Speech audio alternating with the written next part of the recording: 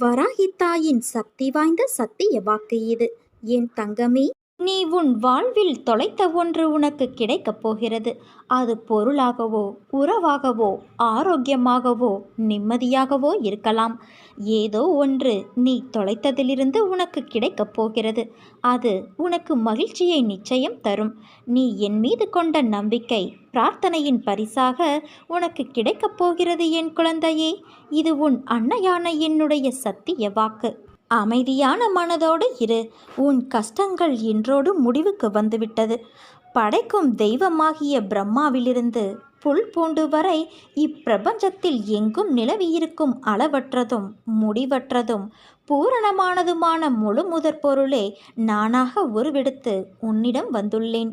இதுவரை கஷ்டம் முடிவுக்கு வராத நிலை தொடருமானால் உன் நிலையை நீ சரி பார்த்துக்கொள். அதாவது நீ இதுவரை பூரணப்படவில்லை என்பது பொருள். பூரணமாக என்ன செய்ய வேண்டும்? உன்னிடம் என்னவெல்லாம் தேவையில்லாமல் இருக்கிறதோ அதையெல்லாம் வெட்ட வேண்டும்.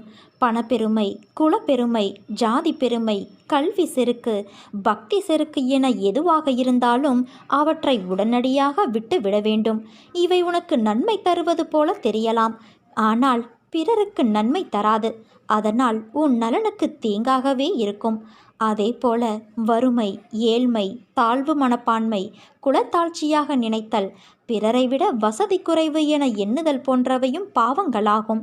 இவற்றையும் மனதிலிருந்து எடுத்து அப்புறம் போட வேண்டும். இவற்றால் உனக்கு எந்த நன்மையும் தீமையும் கிடையாது. வாழ்க்கை வாழ்வதற்காக தரப்பட்டுள்ளது. நீ வாழ்வது போலவே பிறர் வாழவும் நினைத்தால் உன் துன்பங்கள் முற்று பெற்றுவிடும்.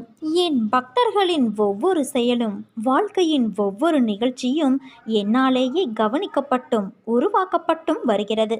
என்னிடம் பூரண சரணாகதியடைந்த பக்தர்களிடம் உன்னுடைய எல்லா பொறுப்புகளும் என்னுடையவை. உன்னுடைய எல்லா காரியங்களையும் நானே முன்னின்று நடத்துகிறேன் என்று கூறியுள்ளேன். பிரார்த்தனை நல்லதுதான், அது பக்தியை அதிகரிக்கச் செய்யும். ஆனால் நடந்த சம்பவங்களை எடுத்துக்கொண்டால் தன் பக்தனுக்கு எது நன்மையோ அதை மட்டுமே நான் அளித்துள்ளேன். பிரார்த்தனைகளை விடுத்து என்னிடம் பூரண சரணாகதியடைந்து பார்.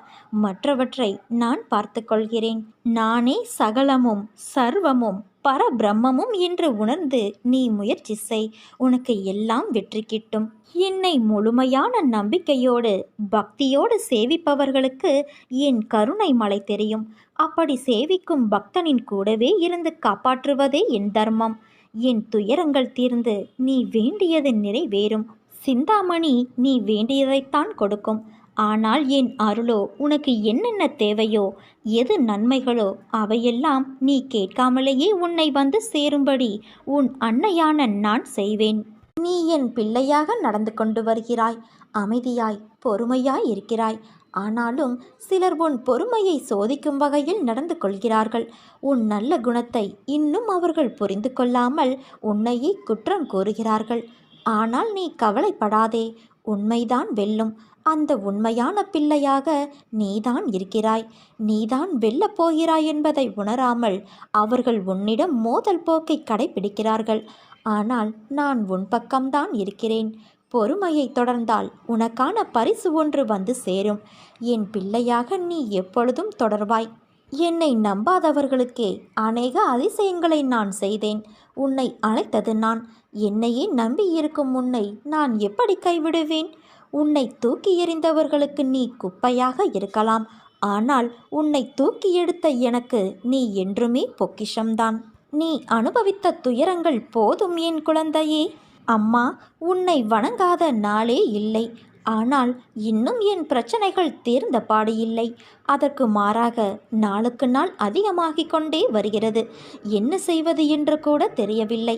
சில நேரங்களில் நான் தற்கொலை செய்து கொள்ளலாமா என்ற முடிவுக்கு கூட வந்துவிடுகிறேன். இன்றோ நாளையோ நீங்கள் எப்படியாவது காப்பாற்றுவீர்கள் என்ற நம்பிக்கையில் என் முடிவை தினமும் தள்ளி போட்டுக்கொண்டே இருக்கிறேன். ஆனால் முடிவு வரவில்லை. நீ இப்படித்தானே புலம்புகிறாய்? முதலில் ஒன்றை புரிந்து கொள். உனக்கு எந்த அளவுக்கு உன் மீது நம்பிக்கை இருக்கிறதோ அந்த அளவுக்குத்தான் உனக்கு கிடைக்கின்ற பலனும் இருக்கும் என்பதை நினைவில் வைத்துக்கொள். செய்த புண்ணிய பாவத்திற்கு ஏற்ப நீ கர்மாவை அனுபவிக்கின்றாய். இப்போது அனுபவிக்கும் கஷ்டத்தை தாங்காமல் தவிக்கின்றாய். ஆனால் உன் துயரத்தில் பெரும் பகுதியை என் குழந்தைக்காக நான் அனுபவித்துக் கொண்டு இருக்கிறேன். மனதை அமைதியாக வைத்துக்கொள். உன் மனதில் எந்தவிதமான குழப்பங்களையும் அனுமதிக்காதே. இந்த நிலை வெகு விரைவில் மாறி உனக்கு வெற்றி கிட்டும். நான் கூறியது எதுவும் உன் வாழ்வில் நடக்காமல் இருக்காது. உன் உழைப்பு, அன்பு, மதிப்பு தெரியாத மனித மிருகங்கள் மத்தியில் அகப்பட்டு தவிக்கின்றாய். கவலை வேண்டாம். அங்கும் நான் உன்னோடு தான் இருக்கிறேன். நீ உன்னுடைய கடமையை செய். உன் உள்ளத்தில் எப்போது குழப்பம் வந்தாலும் நான் உள்ளிருக்கிறேன் என்பதை நினைத்துக்கொள். உன் குழப்பம் அனைத்தும் தீரும் காலம் வந்துவிட்டது. இனி வரப்போகும் காலம் உனக்கு ஜெயத்தை மட்டுமே கொடுக்கப் போகிறது. நீ சந்தோஷமாக இருப்பாய்.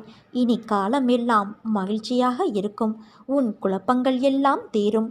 உன் வாழ்வில் நடைபெறுவது எல்லாம் உன் நன்மைக்காக மட்டுமே நடக்கிறது.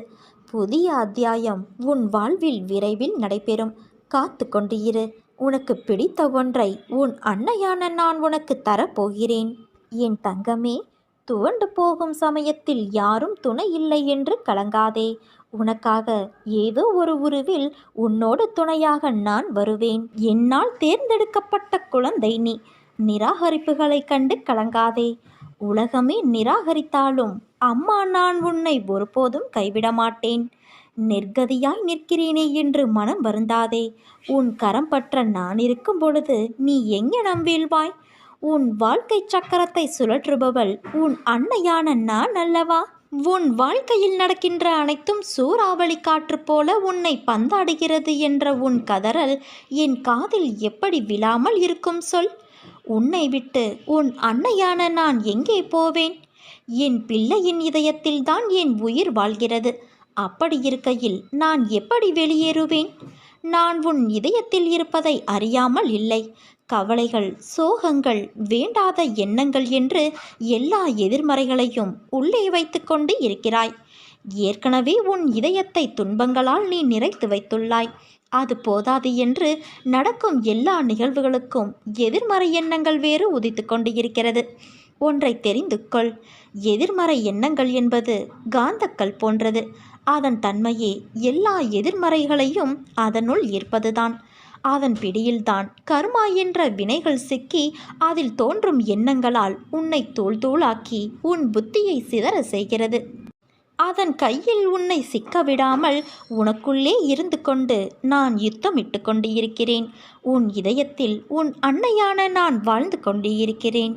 உன் இதய துடிப்பின் ஓசையாய் உணர்த்த நான் முயற்சி செய்கிறேன். ஆனால் நீயோ ஓசை கேட்டும் உன் பிரச்சனைகளை அந்த ஓசைக்கு எதிர் ஓசையாய் ஒலிக்கின்றாய். பிறகு எப்படி என்னை முழுவதுமாக நீ உணர முடியும் சொல்? உன் மனதில் துன்பம் என்ற திரையை வைத்து போத்தி வைத்துள்ளாய் அல்லவா? அதை தூக்கி முதலில் எரி. அப்போது உன் மனதில் ஒரு பெரிய ஒளிச்சுடர் தெரியும். அதில் ஆனந்தத்தின் அருவியாய் பொழிந்து நிச்சயம் நீ என்னை பார்ப்பாய். உன் நிம்மதியை உணர்ந்து ஆனந்தத்தை உணர்வாய் குழந்தையே.